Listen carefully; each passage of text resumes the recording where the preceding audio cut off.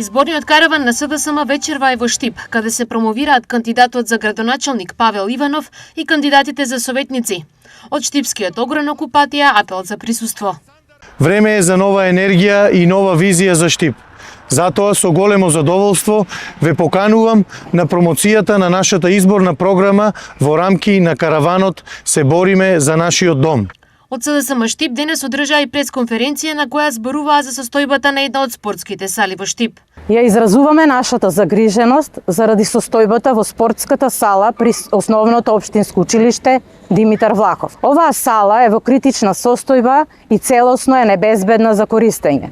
Наместо да биде место за спорт, здравје и младенски дух, таа денес е ставена во употреба. Независиот кандидат за градоначалник на Кочани, Зоран Тодоров, денес одржа пресконференција на која беше представена неговата изборна програма, како и членовите на советничката листа со носителот Владко Здравков. Ние ви ветуваме дека ќе имаме кампања во која нема да напаѓаме никого, но дека нема да ги скриеме ниту еден проблем кој го засега граѓанинот на општина Кочани.